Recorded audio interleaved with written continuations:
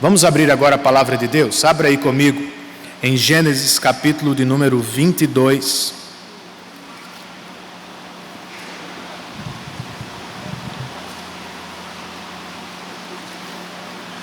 Nós vamos estudar nesta manhã do verso 1 ao verso de número 19. Para você, a vida se parece mais como um trem que viaja tranquilamente sobre os trilhos, ou como uma montanha russa que com muita velocidade nos leva a subidas e descidas de tirar o fôlego. Talvez você nem goste do brinquedo, mas se for sensato, você tem que dizer: pastor, a vida é mais parecida com uma montanha russa. Pense na crise mundial em que estamos, e que de início nos colocou de cabeça para baixo repentinamente. Ou numa situação que surgiu no seio da sua família, no seu trabalho, que subitamente lhe forçou a mudar de rumo, de direção.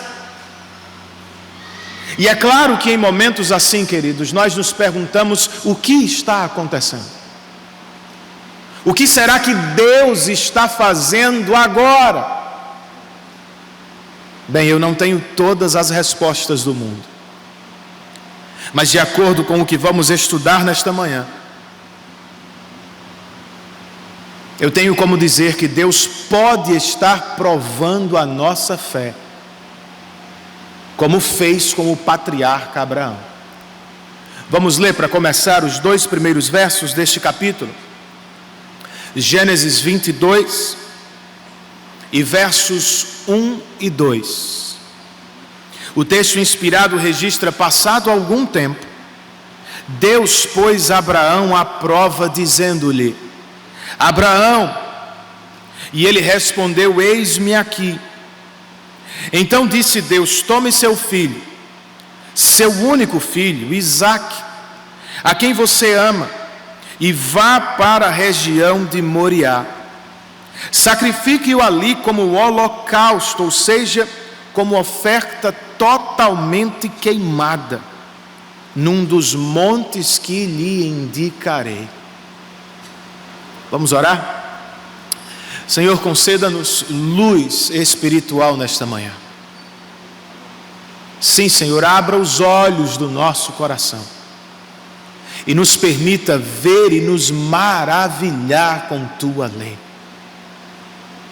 Estamos na dependência de Teu Espírito e Te pedimos isso em nome de Cristo Jesus, Teu Filho amado e nosso Salvador bendito. Amém.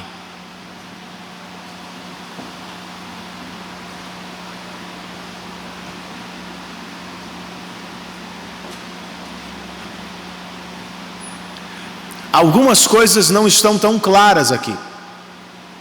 Por exemplo, pela expressão inicial, passado algum tempo, nós não temos como dizer quantos anos tinham Abraão ou Isaque neste episódio. Outra coisa que não sabemos é: Sara tinha conhecimento do que estava acontecendo ou não? Ao que parece, Moisés não tinha por propósito matar nossa curiosidade. Agora, pelo que acabamos de ler, o que está claríssimo é: Deus está sim provando o patriarca Abraão.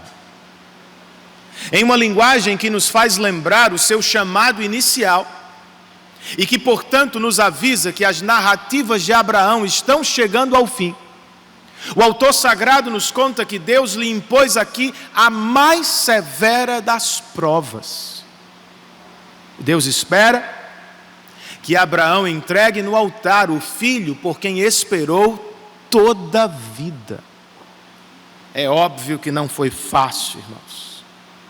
É claro que ninguém gosta de estar numa prova como essa. Ainda assim, por mais difícil que seja, nós precisamos dizer que ela é real e que, pelo que lemos, é possível sim que Deus prove a fé de seu povo. Como Ele o faz? E talvez ainda mais importante, o que podemos aprender com este texto acerca das provas da fé? Em primeiro lugar, queridos, nós precisamos entender que as provas da fé são oportunidades de obediência, ou para a obediência. Os versos 3, 4 e 5 registram o seguinte, volte aí os seus olhos para o texto outra vez. Na manhã seguinte, Abraão levantou-se e preparou o seu jumento. Levou consigo 2 de seus servos e Isaque, seu filho. Depois de cortar lenha para o holocausto, partiu em direção ao lugar que Deus lhe havia indicado. No terceiro dia de viagem, Abraão olhou e viu o lugar ao longe. Disse ele a seus servos: fiquem aqui como jumento, enquanto eu e o rapaz vamos até lá. Depois de adorar, voltaremos.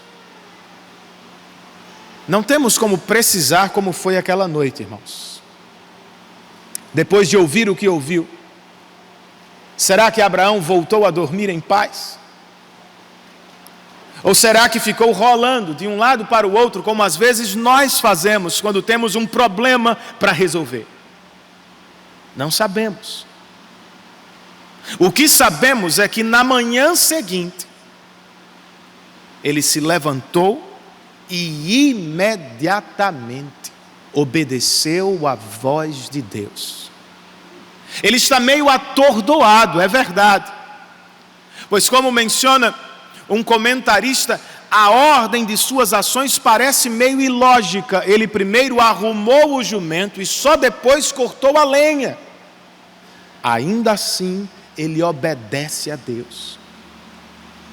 E o faz de modo perseverante. Os 3 dias de caminhada, pensem nisso, transformaram o que poderia ser uma reação, uma emoção do momento, em uma decisão pensada e perseverante. Por isso, irmãos, nós lemos entre os versos 6 e 9, Abraão pegou a lenha para o holocausto e a colocou nos ombros de seu filho Isaque. E ele mesmo levou as brasas para o fogo e a faca. E caminhando os 2 juntos, Isaque disse a seu pai Abraão: meu pai.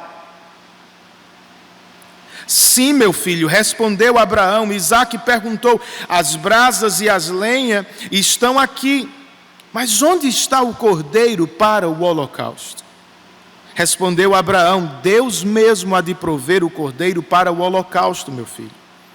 E os 2 continuaram a caminhar juntos.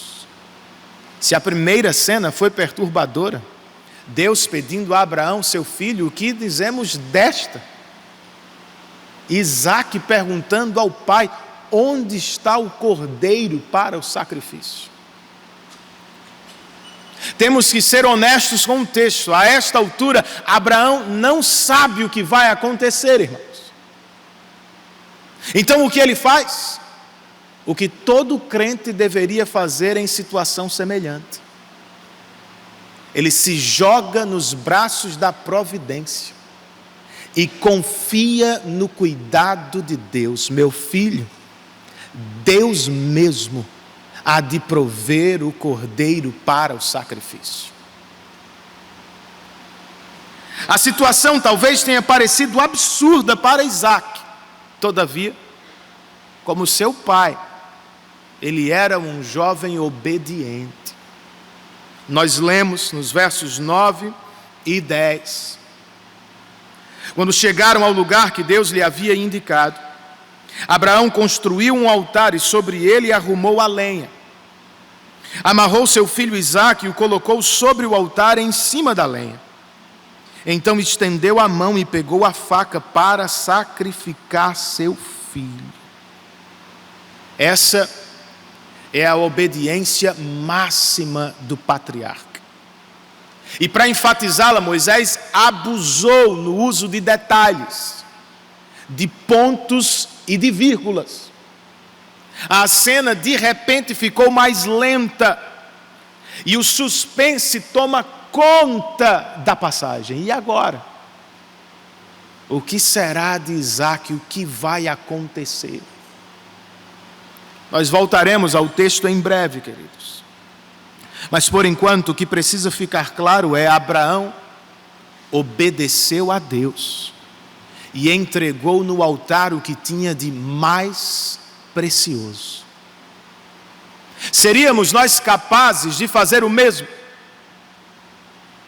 É claro que eu não estou falando de sacrifício humano.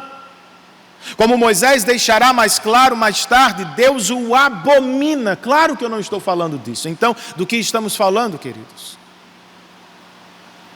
De obedecer ao Senhor, mesmo quando não se entende o que está acontecendo. De início, Abraão não compreendia a razão por trás do pedido de Deus. Ao meio da narrativa, ele nem sequer consegue responder de maneira apropriada a pergunta que levanta Isaque.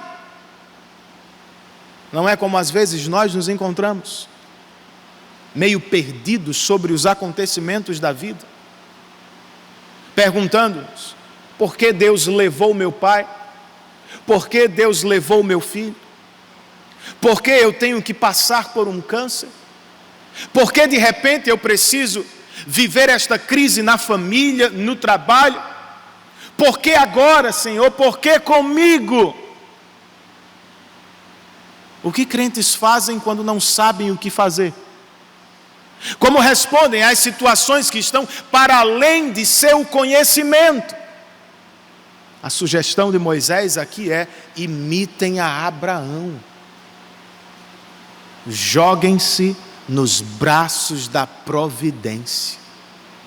Diga aos pensamentos que perturbam, ao coração que engana: o meu Deus há de prover o cordeiro para o sacrifício.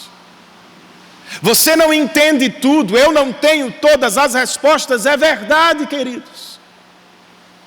Mas que jamais esqueçamos: nosso Deus é bom, Ele é perfeito, jamais erra no que faz. O apóstolo Paulo escreveu aos Filipenses: aprendi o segredo de viver contente em toda e qualquer situação. Seja bem alimentado, seja com fome, tendo muito ou passando por necessidade, tudo posso naquele que me fortalece. Você se lembra desse texto? Em outras palavras, o apóstolo está dizendo: eu parei de lutar com Deus. Agora eu recebo o que a providência me envia de bom grado. E seja qual for a situação, eu me fortaleço no Senhor. Abraão está fazendo o mesmo aqui. Ele não lutou com Deus. Ele não argumentou com Deus. Ele ouviu, se levantou e partiu, irmãos. Vamos fazer o mesmo. Não entende o que está acontecendo, não sabe como responder ao que está vivendo? Coloque-se sob a mão de Deus e creia: Ele cuidará de você até o fim. E enquanto passa pela situação, aproveite para obedecer a Deus. Nós cantamos, nós oramos, nós dizemos uns aos outros constantemente: nós queremos viver para a glória de Deus, não é verdade? Então lembre-se da máxima de John Piper: Deus é mais glorificado em nós quando nós estamos mais satisfeitos em Deus, mas não em tempos de prosperidade, paz e conforto. Em tempos de dor, insegurança e sofrimento. É verdade, queridos. Deus se torna ainda mais valioso quando, perdendo tudo na vida, nós ainda o amamos. Você está enfrentando uma doença que pode levá-lo à morte? Diga às pessoas que Cristo lhe é mais valioso do que esta vida. A situação financeira ficou difícil, problemas no emprego, dúvidas sobre o futuro, a empresa não vai bem. Viva de tal forma que as pessoas saibam que para você, Cristo vale mais do que segurança financeira, estabilidade e riqueza. Persevere até o fim, meu irmão. Minha irmã, seja obediente na situação em que Deus te colocou.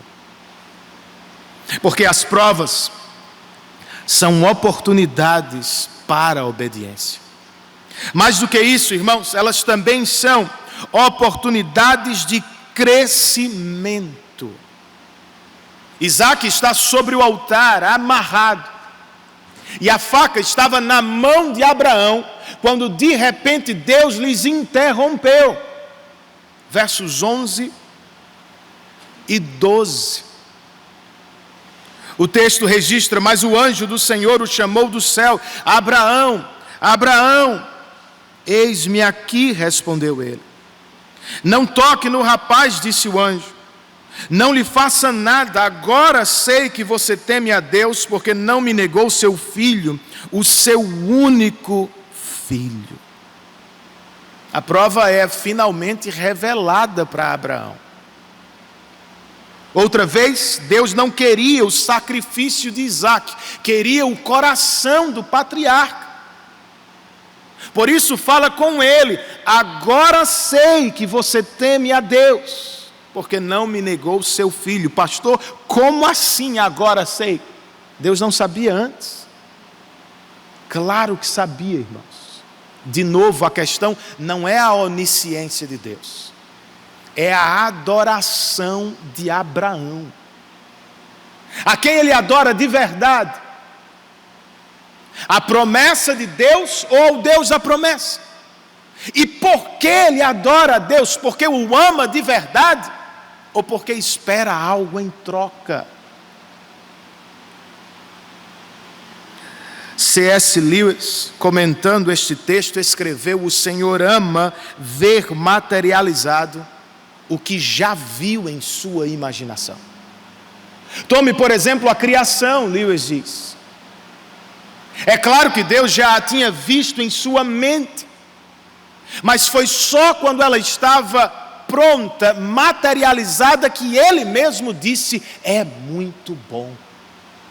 De modo semelhante, o Senhor teve prazer ao ver do lado de fora o que já tinha visto no coração de Abraão.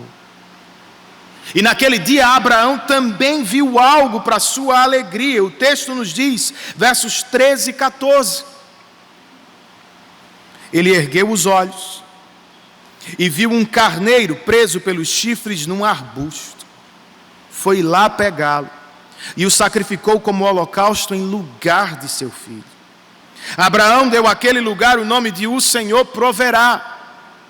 Por isso até hoje se diz: no monte do Senhor se proverá. Mais cedo, o patriarca tinha dito a Isaac: o Senhor mesmo há de prover o cordeiro para o holocausto. Ele o fez, irmãos. O Senhor providenciou o cordeiro para a salvação de Isaac. E por isso Abraão deu àquele monte, que no futuro seria o lugar do templo em Jerusalém, o nome de O Senhor Proverá. E esse nome indica que Abraão cresceu. Em que, pastor? No conhecimento experiencial de Deus. Ele já o conhecia bastante, mas aqui ele o conhece ainda mais. O Senhor não é apenas o El Olam de Gênesis 21, o Deus da grande história. Agora, Abraão nos diz, ele é o Jeová Jiré, o Deus que vê e providencia os mínimos detalhes da vida de seu povo.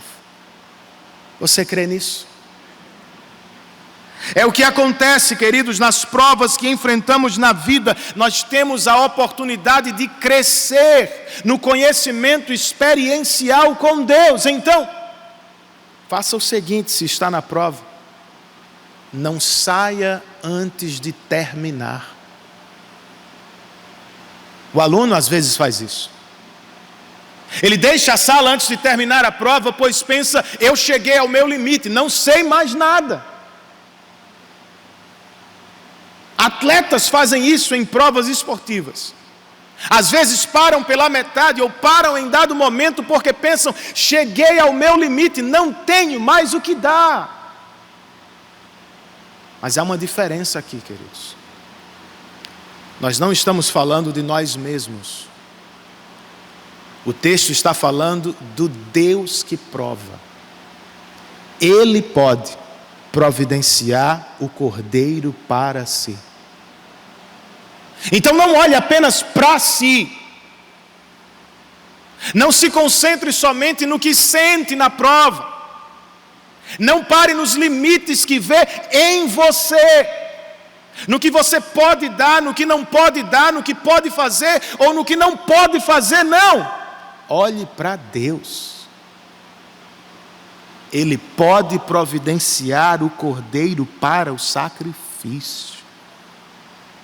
Se sair antes da prova, ou antes de terminar a prova, você terá perdido a oportunidade de crescer em conhecimento experiencial de Deus. Está difícil permanecer? Lembre-se, Deus vê e providencia os mínimos detalhes. Um estudioso do texto nos diz que o que na nossa Bíblia aparece como prover, o verbo, na Bíblia hebraica aparece como ver ou ser visto. Quando mais cedo Abraão disse a Isaque, o Senhor mesmo há de prover o cordeiro para si, era como se estivesse dizendo, Deus está vendo de perto o que estamos vivendo e no momento oportuno Ele vai cuidar de tudo o que precisamos. E Ele o fez. Você acha que Ele mudou? Acha mesmo que Ele não está vendo você na prova? É mentira do diabo, minha irmã. É artimanha enganosa do seu coração pecaminoso. A verdade é, Deus está perto de seu povo. Ele está vendo você. E Ele pode cuidar de cada uma de nossas necessidades.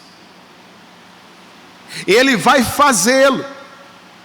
E se é assim que cremos, neste domingo, dia do Senhor, vamos respirar fundo em meio às crises e provas e vamos descansar no cuidado de Deus.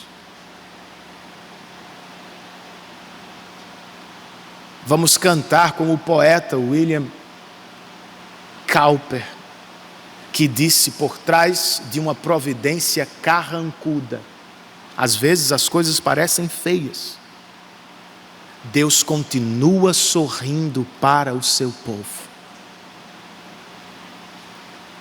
E se lhe ajuda, é claro que ajuda. Lembre-se, Deus providenciou o cordeiro para a nossa salvação. Um comentarista escreve,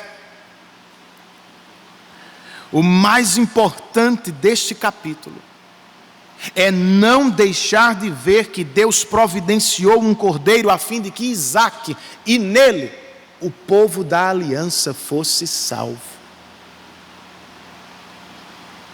Ele está certo, queridos. Anos depois, outra vez, Deus providenciou um cordeiro para a salvação do povo no Egito. O anjo da morte varreu e dizimou aquele país. Os nossos irmãos foram poupados porque um cordeiro foi sacrificado. Por séculos, os nossos irmãos do passado sacrificavam cordeiros na esperança do perdão ou da chegada do Evangelho.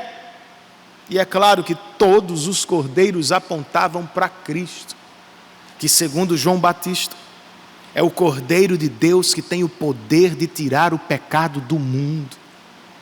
Sem o Cordeiro, sem Jesus e seu sacrifício, estaríamos todos perdidos sob a condenação dos nossos pecados. No entanto, como disse o próprio Cordeiro, Deus tanto amou o mundo, que deu o seu Filho unigênito, para que todo aquele que nele crê não pereça, mas tenha a vida eterna. Isaac foi poupado porque um cordeiro foi providenciado. Os hebreus foram poupados no Egito porque um cordeiro foi sacrificado. Eu e vocês somos salvos da justa e santa ira de Deus, porque o cordeiro se entregou como oferta no nosso lugar. Deus aceitou a oferta de Cristo, e nele, por causa dele, nos deu perdão de pecados e salvação eterna. E se fez o maior, por que não faria o menor? Essa é a lógica de Paulo em Romanos 8:32. Aquele que não poupou o próprio Filho, mas antes o entregou por todos nós, como não nos daria de graça todas as coisas? Você entende a lógica? Deus nos livrou das piores das provas em Cristo. O que seria difícil demais para Ele? Por que não cuidaria de nós na dor, na doença, na solidão, na perseguição? Persevere, meu irmão. Fique com Deus até o fim. Ele cuidará de nós. Amém? Para terminar, queridos, eu ainda posso dizer que as provas são oportunidades de fortalecimento. Pai e filho, aliviados, adoram a Deus, enquanto assistem o holocausto daquele cordeiro que foi providenciado. É quando Deus fala outra vez com Abraão. Na verdade, essa é a 35ª vez e a última que Deus fala com Abraão, e está registrado na Bíblia. O que significa que o que temos aqui é da mais alta importância. Precisamos ouvir com cuidado. O que é que o Senhor lhe diz? Versos 15 e 16 primeiro. O texto registra: pela segunda vez o anjo do Senhor chamou do céu a Abraão e disse: juro por mim mesmo, declara o Senhor, que por ter feito o que fez, não me negando o seu filho, o seu único filho. Antes de considerar o conteúdo deste juramento, eu quero perguntar-lhes por quê? Por que Deus jura? Homens juram para fazer negócios. Foi a maneira que encontramos de dizer que não voltaremos atrás na nossa palavra. Faz sentido assinar um contrato. É proteção e segurança para as partes envolvidas. Precisaria Deus fazer algo do tipo? Claro que não. Então por que ele jura? O autor de Hebreus, comentando o episódio, esclarece. Ele escreve querendo mostrar de forma bem clara a natureza imutável do seu propósito para com os herdeiros da promessa. Deus o confirmou com juramento, para que, por meio de duas coisas imutáveis nas quais é impossível que Deus minta, sejamos firmemente encorajados, nós que nos refugiamos nele para tomar posse da esperança a nós proposta. Você entendeu? Deus não jurou porque tinha necessidade de fazê-lo. Deus jurou para encorajar Abraão. Agora, por quem Deus jura? Os homens juram por pessoas e instituições que lhes são muito preciosas, do tipo pai, mãe e alguns até time de futebol.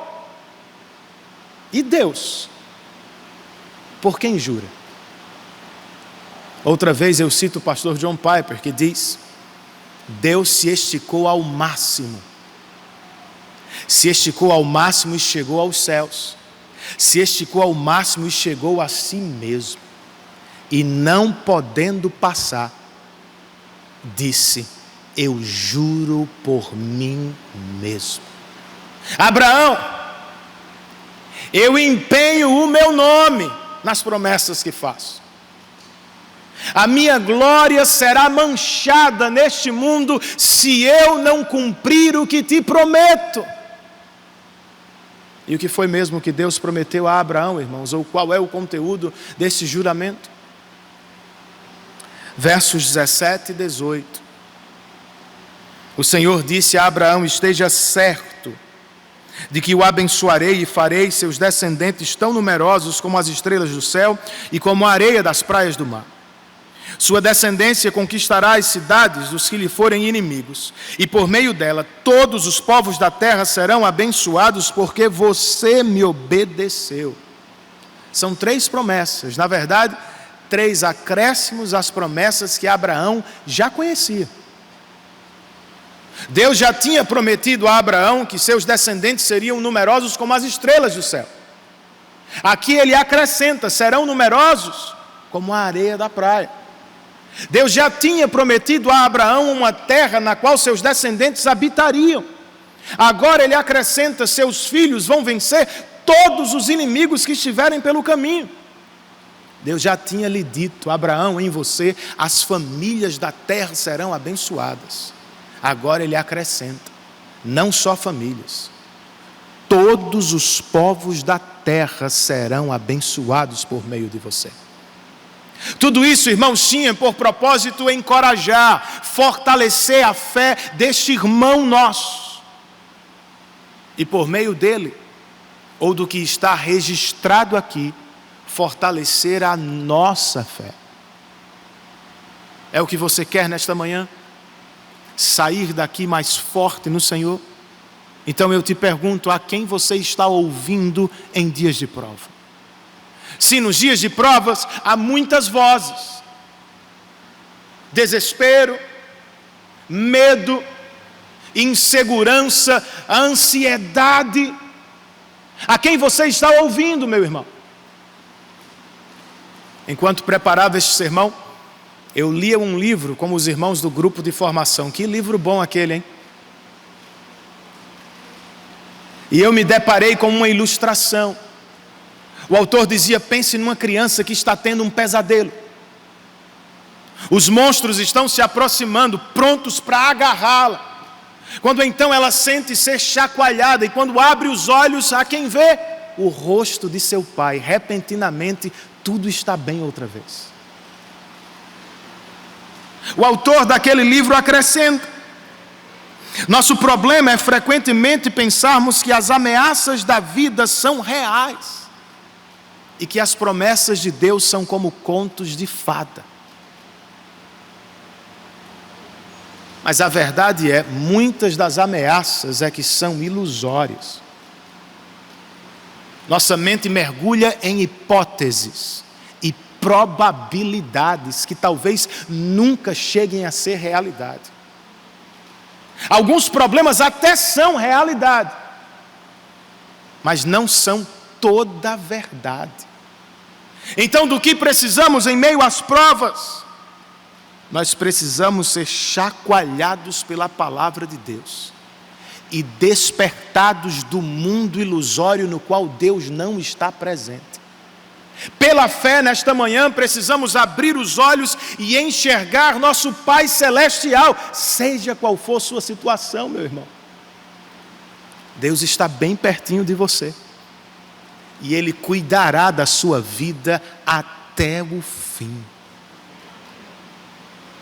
É a voz dele, portanto, que precisamos ouvir. E é nele, querido, que precisamos nos refugiar e nos alegrar em tempos de dificuldade. Para tanto como Abraão, nós precisamos obedecer. Não deixe isso passar. Abraão cresceu, Abraão experimentou mais de Deus, e ao final do texto Deus diz: por que você me obedeceu? Como assim, pastor? Você está dizendo em uma igreja calvinista que nós somos salvos porque obedecemos a Deus? Claro que não, irmãos. Nós não nos tornamos crentes, discípulos ou filhos de Deus porque obedecemos. É Deus quem faz de nós seu povo amado, amém?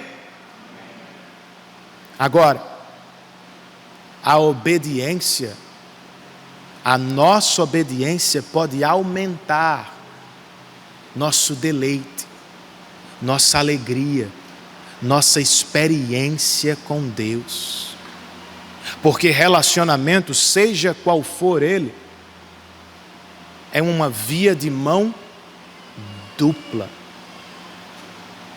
Alguns casais são legitimamente casados, mas não desfrutam da plenidade do casamento porque não investem no relacionamento. Simples assim. Há crentes genuínos que não crescem no Senhor, que não experimentam mais de Deus, porque não vivem perto dele por meio da obediência e da santidade. Não é o que você quer para a sua vida? Gostaria de deixar para trás uma vida cristã medíocre? Ouça a voz de Deus nesta manhã e a obedeça prontamente. Se for necessário, faça como Abraão, suba a um monte sozinho. Deixe pessoas esperando, compromissos para depois. E gaste tempo, invista energia, recursos no conhecimento e no crescimento da comunhão com o seu Deus. E para fechar, irmãos, esta divisão, e fique tranquilo, é a última. Será que estamos preocupados com todos os povos da terra? Foi a promessa de Deus a Abraão, não foi? Foi a ordem de Jesus aos discípulos, não foi? Vão e façam discípulos de todas as nações. Você também sonha com isso? O que será que estamos fazendo para ver esta promessa cumprida? O Senhor prometeu a Abraão, nos deu uma ordem em Mateus 28 e no Apocalipse. Em antecipação, nós vemos a reunião dos eleitos de Deus, discípulos de todos os povos, adorando aquele que está no trono e ao Cordeiro. O que nos falta, irmãos? Qual é a nossa parte? Obviamente não podemos converter pessoas a Deus, mas nós devemos desejar a salvação delas. Precisamos pregar, anunciar o Evangelho, discipular nossos filhos, orar e investir no campo missionário, a fim de que estejamos dentro dos sonhos de Deus, nos seus sonhos. Há espaço para isso. É claro que nós podemos sonhar para as nossas famílias e igreja, irmãos. Mas meu desejo é que sempre haja espaço nos nossos sonhos para pensar e desejar os sonhos de Deus. Que todos os seus eleitos sejam abençoados por meio do descendente de Abraão, Jesus. Ore por isso durante a semana. Quando estiver fazendo aí o seu planejamento financeiro, seu orçamento por mês, lembre disso. Ao colocar os joelhos no chão, não pense apenas na sua família, na sua saúde, no seu trabalho. Lembre dos sonhos de Deus.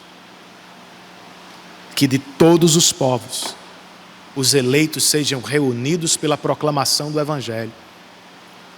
Até que um dia estejamos todos reunidos diante do trono dele, para a glória dele e nossa alegria eterna. Queridos, eu sei que as provas são difíceis,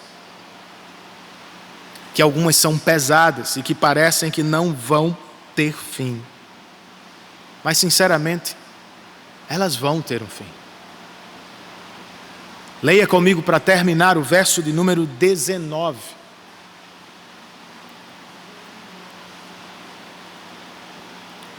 Moisés escreve: então voltou Abraão a seus servos, e juntos partiram para Berseba, onde passou a viver. O que é isso, queridos?